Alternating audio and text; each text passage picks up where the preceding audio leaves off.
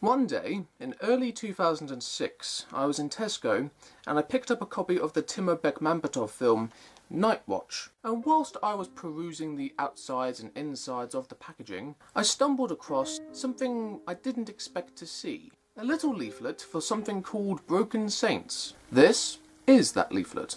On it gives a little review of it by Ain't It Cool News, as well as a small synopsis of what the whole thing is about.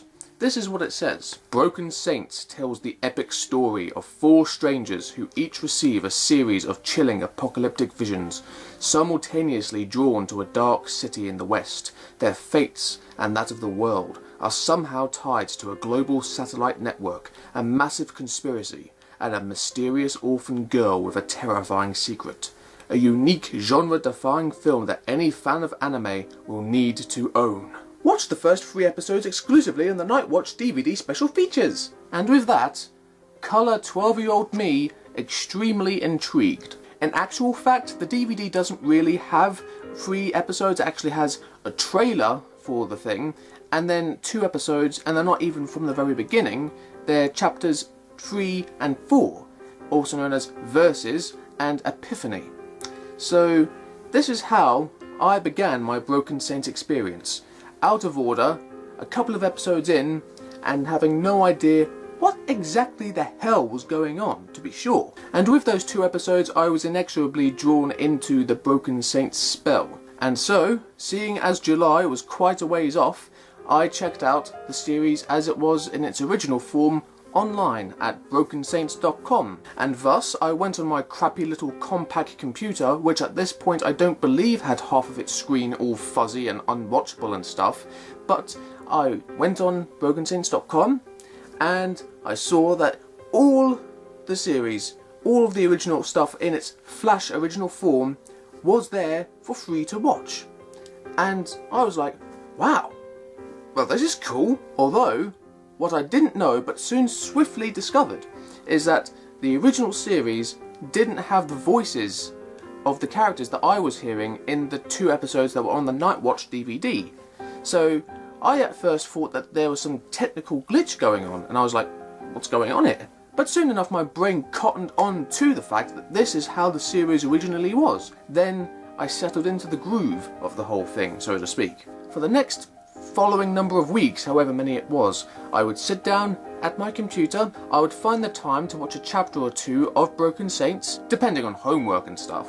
I would put on my headphones, I would lean in close, I would press play, I would watch the little clock thing go round and round and read the little loading haikus that had been written there specially for whoever was watching these chapters, and once that was done, once it was loaded, up would come the next chapter, and me getting further and further engrossed in the story of Oran, Raimi, Chandala and Kamamura, as well as all the other secondary characters that became intrinsically woven into the fabric of the narrative. Effortlessly, I got lost in the story. My eyes voraciously devoured every word they could read. My ears lapped up the extraordinary sound design and the wonderful music of it all by Tobias Tinker and Adam Fulton and Quentin Gray, these wonderful musicians who I'd never heard of but I was going to remember their names for the rest of my life. My mind hungrily devoured every little nugget and kernel of philosophical truth and beauty. And then I reached chapter 24, the final chapter, and I didn't want it to end. I wanted to keep watching it for as long as I possibly could, but it had to end, and like all things must do, it did.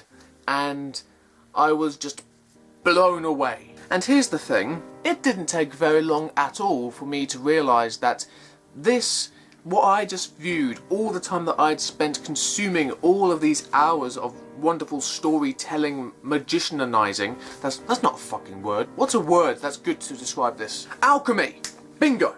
I realised that it affected me quite deeply, but it's only been in these subsequent years, since the first viewing of Broken Saints, since that first hit of that whole experience, that I realised just how much of an effect on me it has had. You know that one thing in your life? I think we all have these one things. That one thing in your life where you have seen it. It's either a film you've watched or an album you've listened to or a book you've read, whatever it is, one of those little small things, not one of the big life-changing things like, you know, love, and death and any of the big things of life, but just the little things where, you know, it's one of those things that you've seen or read or watched or listened to or whatever, and you feel as if you had a life that was before it and after it, if you know what I mean.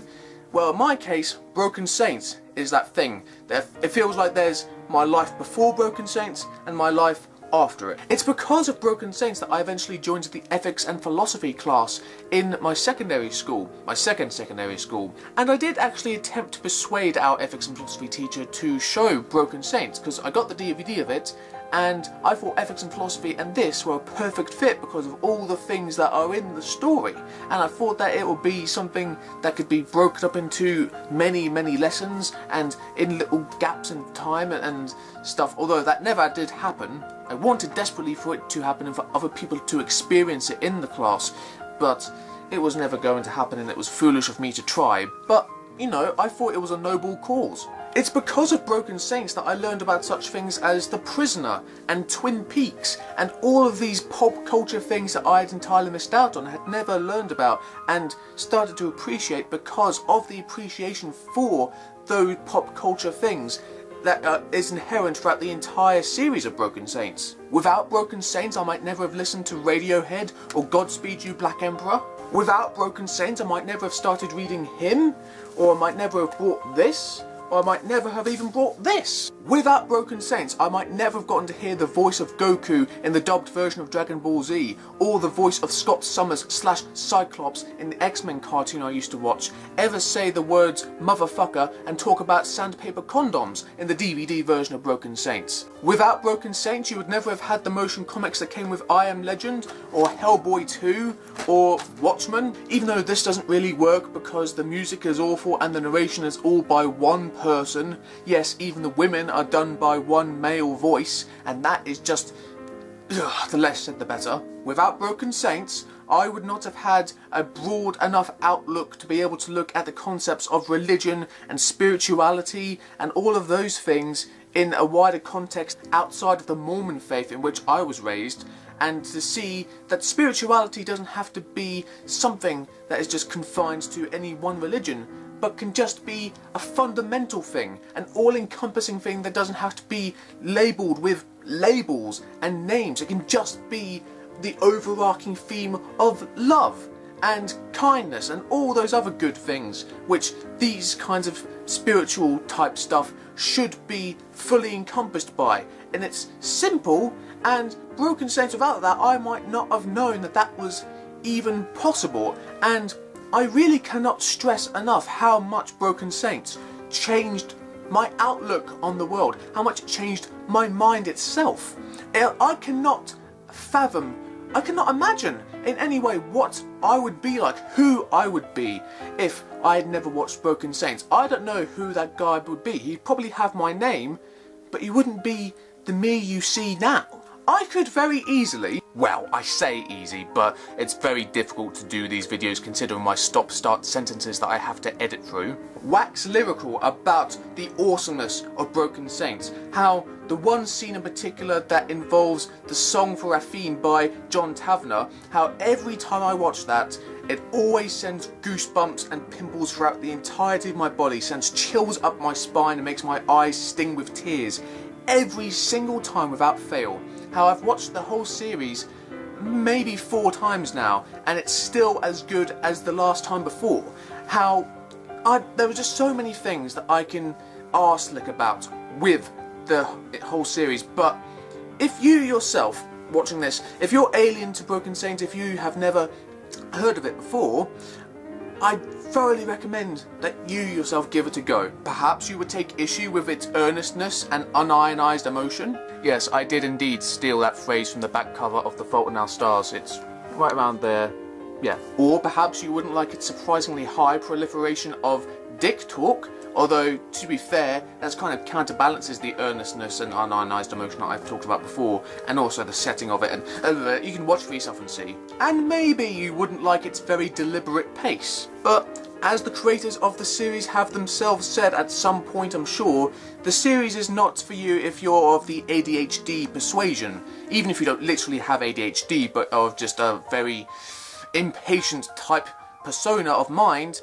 it's not for you. But if you can dig its trippiness, can dig its philosophical messages, can dig its graphic novel layout, can dig the amazing soundtrack, can dig the smorgasbord of awesome quotes, if you can dig all that, then this series is for you. And so, before I go, I have to thank certain people. Thank you to Ian Kirby and Andrew West and Brooke Burgess for having, all three of you, created this thing. Thank you to Switch Interactive for having supported them throughout their first lot of episodes. Thank you to everyone that ever donated your hard-earned money during its original run to help fund the creation of it all. Thank you to Andrew or Ian's parents, whoever it was, who let you all stay down in the basement to create this whole thing. And thanks to Ramen Noodles for having made ramen noodles so cheap so that you lot could live off of it for the entire time that you were making the series. Thank you to Quentin Gray and Adam Fulton and Tobias Tinker for all of you creating your awesome source sounds throughout the whole series. Thank you again to Brooke for putting up with my somewhat overt fanboyishness back in the days whenever I was on Facebook for the first time and all that. I think I was a bit too enthusiastic about the whole thing, but I do apologise now. I didn't really have a filter back then and yada yada yada. Thanks to, of all people, 20th Century Fox for distributing the thing on DVD, and also for everyone that made the awesome special features and making there be so many of them, because I am a special features whore. After all, that's exactly why I have the special extended DVD editions of all the Lord of the Rings films. Because, yeah, and just thanks in general to the universe for having brought Broken Saints to me. Was it meant to be? Did I get that copy of Night Watch just so that I'd be introduced to Broken Saints? And did I buy the DVD of Broken Saints itself when there was only literally one copy left in Tesco months later and there was never any other copies ever available again? Was it fate? There could be arguments made, but you never know. You know, the universe is unknowable. You know, it's a big ball of wibbly-wobbly, timey-wimey stuff, as everyone knows. Oh, and I need a film recommendation for today, of course. What shall it be? Ah, of course, it would have to be Twin Peaks Fire Walk With Me, because that makes sense. I mean, in the series itself, there's a sound effect. I'm not sure if you only hear it once or if it's used multiple times, but there is a sound effect that is used, that is borrowed from Twin Peaks Fire Walk With Me. It's the sound of the Dream Man in the Black Lodge universe, where he goes... something like that. It's close enough. I wonder if there was ever a reference to Garmin Bozier in Broken Saints. That would have been cool. It's a David Lynch film, and it follows on but also precedes the Twin Peaks series. And it might help if you watch the series first. I mean, that's how I viewed it, but, so I don't know if you could watch Fire Walk With Me separate from the series. Watch them in the reverse order. I mean, also the film is tricksy enough as itself because it's not a straight sequel and it's not a straight prequel. It's a mishmash of both. But still, it's one of the few David Lynch films that I like. I mean, I love the straight story. I reckon I would like Mulholland Drive if I ever see it, but I didn't like Inland Empire, didn't like Lost Highway, and as I've mentioned before, I hate Wild at Heart with the burning passion of 1,000 fiery suns. But regardless of that, I still do love Twin Peaks Fire Walk With Me. The film is weird. Well, that's an understatement. It's a David Lynch film, of course it's going to be weird. But it's weird on a more connectable level. It feels like there's more humanity underneath all the surreality than most other David Lynch films. Not including Mulholland Drive, because I still haven't seen it, like I've said. I mean, if you're a fan of the TV series, then you'll want to know what actually happened to Laura Palmer before and after her death in the series. And this film provides enough of those answers so that it's not an entirely wasted opportunity, unlike the whole deleted scenes thing, which everyone who's a fan of the film is desperate to see because there's so many deleted scenes, so much minutes worth of it, and they've been tied up with lawyery type stuff forever now, and hopefully one day they will be seen and us fans of it can see them again.